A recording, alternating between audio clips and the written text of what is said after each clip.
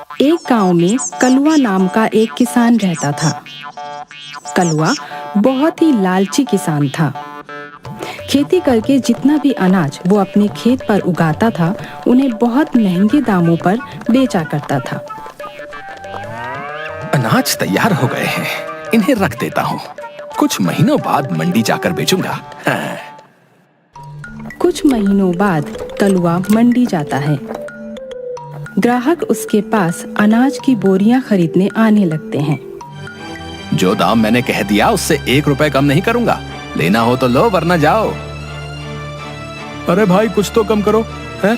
इतने पैसे तो पूरे बाजार में कोई नहीं लेता है भाई। हाँ तो जाओ, किसी और से ले लो। हैं? मैं तो इतने ही दाम पर बेचूंगा। तुम्हें पता है इस वक्त बाजार में ये अनाज किसी के पास नहीं, इसीलिए मनमाने दाम लगा रहे हो। वो सब मैं नहीं जानता। मैं जितना दाम बता रहा हूँ उसमें लेना हो तो लो, वरना जाओ। हाँ। बाजार में किसी और के पास अनाज न होने की वजह से सभी ग्राहक कलुआ को मुंह मांगी कीमत देकर अनाज खरीद रहे थे। शाम के वक्त कलुआ घर आता है। हे भगवान, आज बहुत थक गया। ग्राहक से बहस करके तो दिमाग ही खराब हो जाता है। तभी अंदर से कलुआ की पत्नी चंपा आती है। आ गए जी, लोगों को चूना लगाकर। हाँ चंपा, आज तो खूब कमाई हुई है। क्यों जी? आप जानबूझकर अनाज छुपा कर रखते हो, जब बाजार में वो अनाज खत्म हो जाता है तब लेकर जाते हो, है ना? और महंगे दामों पर बेचते हो। क्या आपको जरा भी बुरा नहीं लगता? अरे चंपा, इसमें बुरा क्या लगना है? इसमें ही तो मजा है। जितना दाम बोलो, ग्राहक उतना देने के लिए तैयार रहता है।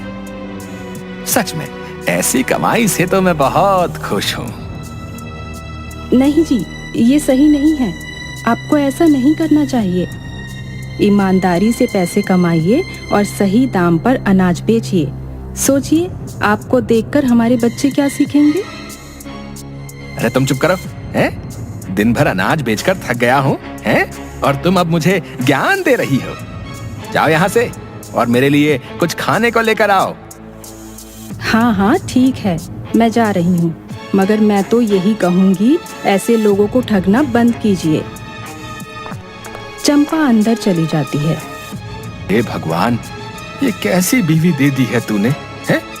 पति का साथ देने के बदले ये तो मुझे ही ज्ञान देती है भाई।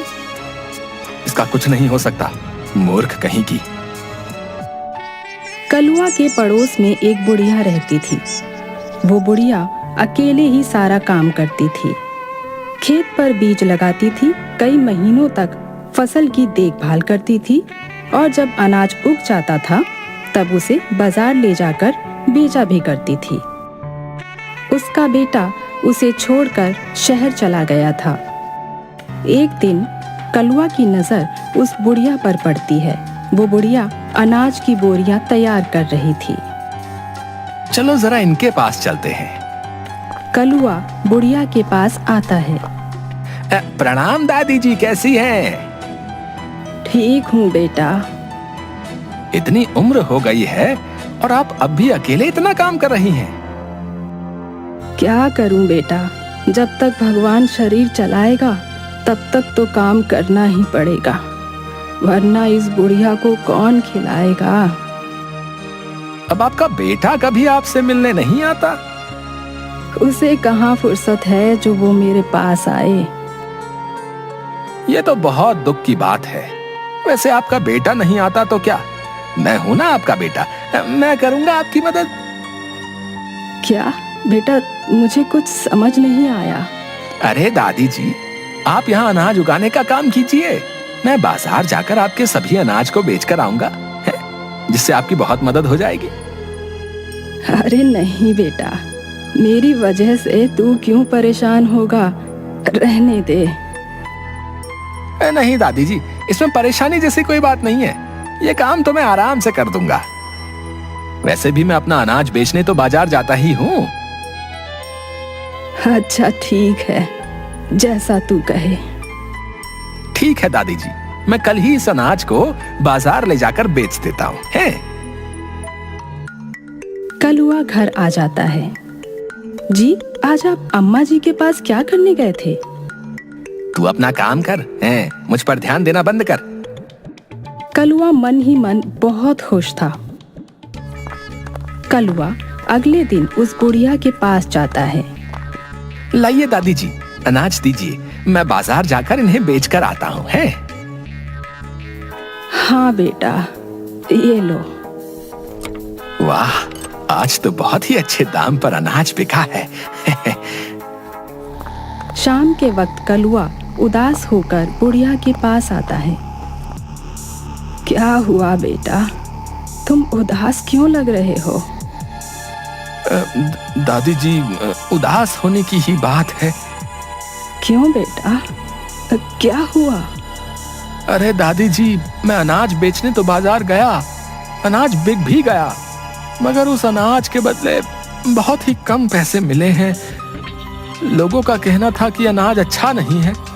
अरे बेटा, आज से पहले तो कभी ऐसा नहीं हुआ। हाँ?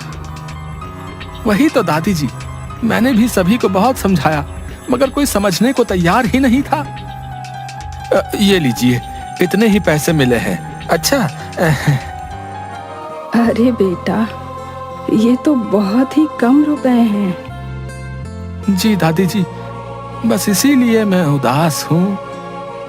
नहीं बेटा, इसमें तुम क्यों उदास हो रहे हो? कोई बात नहीं, तुमने तो अपनी ओर से मेहनत की है।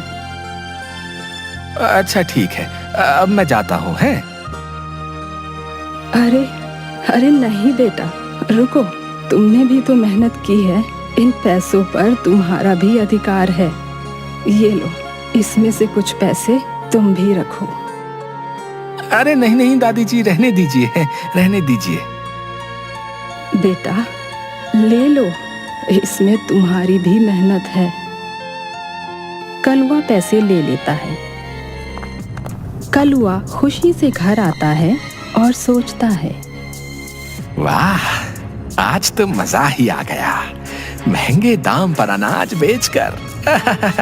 वो पैसे भी रख लिए, साथ ही साथ दादी ने अपनी ओर से भी पैसे दे दिए। भाई वाह वाह वाह वाह, क्या बात है कलवा तेरे, क्या बात है।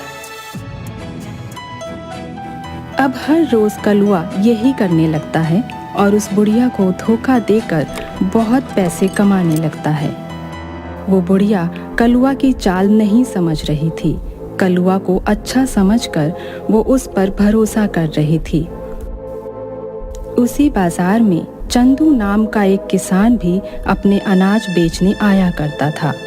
वो हर रोज कलुआ को अनाज बेचते देखता था। आजकल तो ये बहुत बोरियां बेचने लगा है, इतना अनाज तो इसके खेत पर उगता भी नहीं। तुम्हें पता नहीं क्या, ये अपने पड़ोस वाली दादी जी के अनाज को भी बेचता है भाई। अच्छा, ऐसी बात है। चंदू बहुत अच्छा और ईमानदार इंसान था। वो सोचता है, ये कलवा तो एक नंबर का दुष्ट इंसान है। जरूर ये दादी जी को कम पैसे देता होगा और खुद ज्यादा पैसे रखता होगा। आज ही जाकर उनसे बात करता हूँ। चंदू उस बुढ़िया के पास आता है। प्रणाम दादी जी, सुना है आजकल कलवा आपके अनाज को बाजार ले जाकर बेचता है? हाँ बेटा, वो तो बहुत अच्छा है, मेरी मदद कर देता है। फिर तो आपकी अच्छी कमाई हो रही होगी। नहीं बेटा, दरअसल वो कहता है अनाज के दाम ज्यादा नहीं मिल रहे हैं, इसलिए बहुत कम ही रुपए मिल रहे हैं। अरे नहीं दादी जी, वो तो हर रोज अनाज को बहुत ही महंगे दामों पर बेचता है। अरे बेटा, ऐसा नहीं हो सकता। हाँ दादी जी, सच में, मैं भी बाजार में रहता हूँ और देखता हूँ वो अनाज बहुत ही महंगे दामों पर बेचता है। जब कलुआ शाम के वक्त बुढ़िया को पैसे देने आता है, तब बुढ़िया उससे कहती है, बेटा, आज अनाज से कितनी कमाई हुई? अरे दादी जी, आज भी वही हाल रहा, बहुत कम पैसे मिले हैं, बहुत कम। चंदू आया था, वो कह रहा था तुम बहुत महंगे दाम पर अनाज बेचते हो और मुझे कम बताते हो। क्या ये सच है? ये सुनकर कलुआ घबरा जाता है। अरे नहीं नहीं दादी जी, ये झूठ है। अगर ये झूठ है फिर तुम इतना घबरा क्यों रहे हो बेटा? मुझे तुमसे ये उम्मीद नहीं थी। मैंने तुम्हें अपना बेटा समझकर ये काम तुम्हें दिया था और तुमने मुझसे ही धोखा किया, वो भी इन चंद पैसों के लिए। देखना, एक दिन आएगा जब तुम्हारे पास लाखों करोड़ों रुपए होंगे, मगर वो रुपए तुम्हारे किसी काम नहीं आएंगे। अब चले जाओ यहाँ से। इस चंदू के बच्चे को तो मैं छोड़ूंगा नहीं। हाँ, मेरा अच्छा खासा काम बिगाड़ दिया। मैं कितने आराम से पैसे कमा रहा था। वो बुढ़िया वापस से खुद ही बाजार जाकर अनाज बेचने लगती है। कुछ साल बीत जाते हैं। कलुआ इसी तरह सबको ठग कर खूब कमाई करता था और तभी अचानक एक दिन वो बीमार पड़ जाता है। अरे चंपा, एक अच्छे डॉक्टर को बुलाओ भाई, जल्दी से जल्दी मुझे ठीक होना है। चंपा डॉक्टर को बुलाती है, मगर वो कलुआ का इलाज नहीं कर पाता है। अरे मेरे पास पैसों की कमी नहीं है चंपा, तुम बड़े से बड़े डॉक्टर को बुलाओ, मैं पैसे दूंगा, जाओ। बड़े से बड़े डॉक्टर को बुलाया जाता है, मगर कोई भी कलुआ का इलाज नहीं कर पाता है। अरे चंपा, मेरे पास बहुत पैसे हैं, तुम मुझे शहर लेकर चलो, मैं वहां जाकर अपना इलाज करवाऊंगा। शहर में कलुआ का इलाज करवाया जाता है, मगर वहां भी वो ठीक नहीं हो पाता है। कलुआ वापस गांव आ जाता है और इसी तरह बीमार पड़ा रहता है। हे भगवान, मुझे ठीक कर दीजिए। मेरे पास इतने पैसे हैं, मगर एक भी डॉक्टर मेरा इलाज नहीं कर पा रहा है। हे भगवान, कोई रास्ता दिखाएं। कई महीनों तक कलुआ बीमार पड़ा रहता है। वो अंदर से बिल्कुल टूट गया था। तभी कलुआ को दादी जी की बात याद आती है। दादी जी ने कहा था कि एक दिन आएगा जब मेरे पैसे भी काम नहीं आएंगे, और वो दिन आ गया। शायद मैंने सभी के साथ बहुत बुरा किया है, उसी की सजा भगवान मुझे दे रहा है। हे भगवान, मुझे माफ कर दो। मैं समझ गया, मैं गलत था।